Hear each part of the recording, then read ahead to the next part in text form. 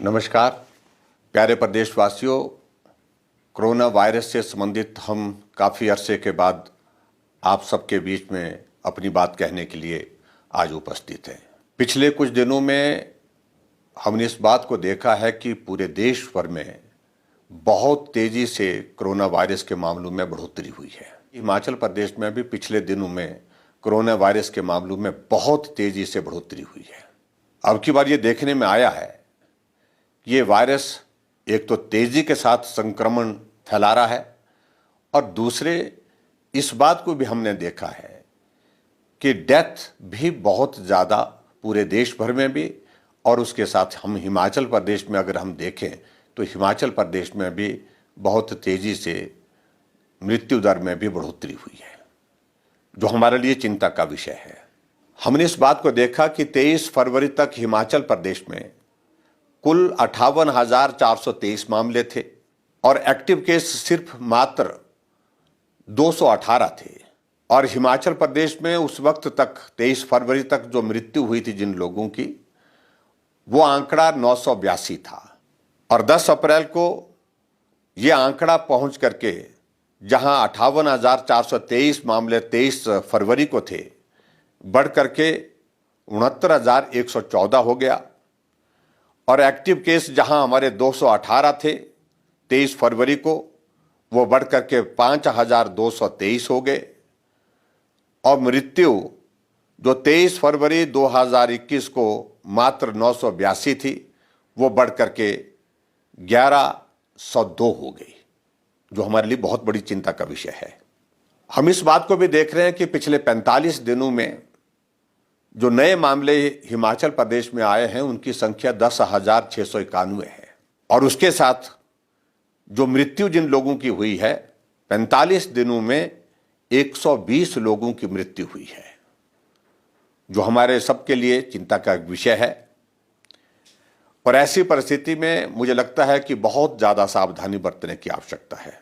पिछले साल हमने इस वायरस का असर छोटी आयु और नौजवानों के बीच में कम देखा था, लेकिन अब की बार हमारे लिए चिंता का विषय और भी ज़्यादा है कि इसमें स्कूल में पढ़ने वाले बच्चे और उसमें कम आयु के हमारे नौजवान साथी, उनके बीच में भी संक्रमण बहुत तेज़ी से फैला है। ऐसी परिस्थिति में हमें अब बहुत बड़ी सावधानी के साथ काम करने की आवश्यकता है। हालांकि पूरे देश भर में कोरोना वायरस के खिलाफ वैक्सीन का अभियान सफलतापूर्वक चल रहा है और हिमाचल प्रदेश में भी हम कोरोना वायरस के खिलाफ इस वैक्सीन के अभियान को बहुत तेज़ी से आगे बढ़ा रहे हैं। लेकिन वैक्सीन उपलब्ध होने के पश्चात भी हमको वही सावधानियां गंभीरता के साथ लागू करने में सहयोग करना चाहिए, चाहे वो स्वयं अपने ऊपर है, चाहे वो साथ में हमारे समाज के ऊपर है। इसमें हम आप सबका सहयोग चाहते हैं। मुझे इस बात की भी प्रसन्नता है कि आप सबका हिमाचल प्रदेश में बहुत बड़ा सहयोग, जब हमारा कोरोना वायरस का वो पहला दौर चला था उसमें बहुत बड़ी मदद मिली है। लेकिन अब की बार का ये दौर और भी ज़्यादा गंभीर दिखता है, क्योंकि इसका स्प्रेड, इसका संक्रमण बहुत तेज है। ऐसी सूरत में आपका सक्रिय सहयोग हमको बहुत बड़ी मदद करेगा। मेरा आप सबसे विनम्र निवेदन है कि हम उन्हीं तरह की सावधानियों को हमेशा स्मरण रखें, मास्क पहन करके जाएं और सोशल डिस्टेंसिंग को मेंटेन करें, अनावश्यक रूप से भीड़ वाले इलाके में जाने से परहेज करें। इन सारी बातों को फिर से हम अपने ऊपर भी लागू करें और जहां आपको लगता है कि समाज को भी प्रेरित करने के लिए कुछ कहने की या कुछ करने की आवश्यकता है, उसमें भी आगे बढ़ करके आप करें। नवरात्रों का त्यौहार कल से शुरू हो रहा है। मैं नवरात्रि के अवसर पर आप सबको बहुत बहुत बधाई देता हूं, शुभकामनाएं देता हूं।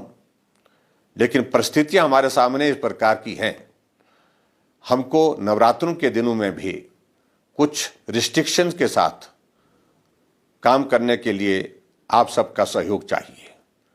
और वो विशेष तौर से हमने तय किया है हिमाचल प्रदेश में कि मंदिर हमारे खुले रहेंगे दर्शन करने के लिए, पूजा करने के लिए।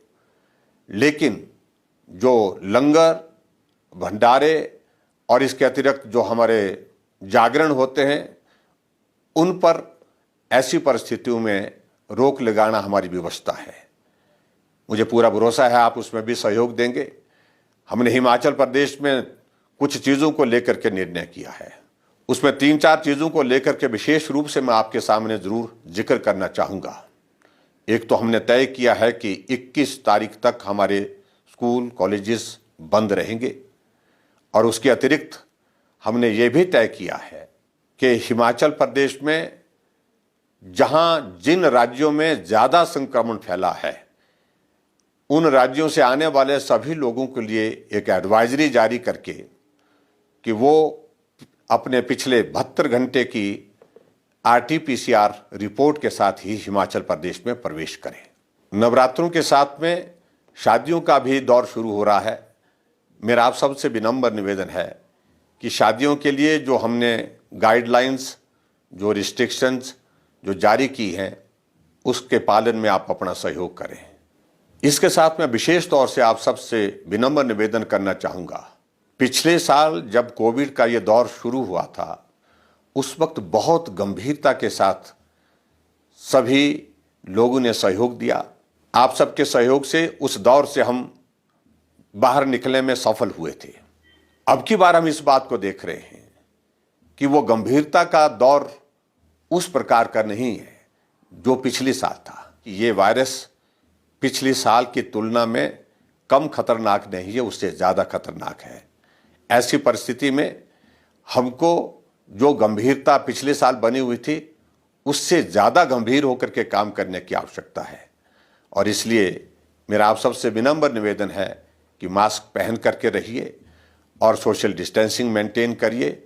अनावश्यक रूप से भीड़ वाले इलाके में बिल्कुल मत जाइए, और बुज़ुर्ग लोगों को भी इस बात के लिए, जैसे हम पहले भी कई बार कह चुके हैं, कि अनावश्यक रूप से भीड़ वाले इलाके में जाने से परहेज़ करना चाहिए। इस दौर को भी हम निश्चित रूप से हम पार करेंगे। मैं आप सबके उत्तम स्वास्थ्य की कामना करता हूँ। आप स्वस्थ रहें, आपका परिवार स्वस्थ रहे, पूरा प्रदेश स्वस्थ रहे, देश स्वस्थ रहे।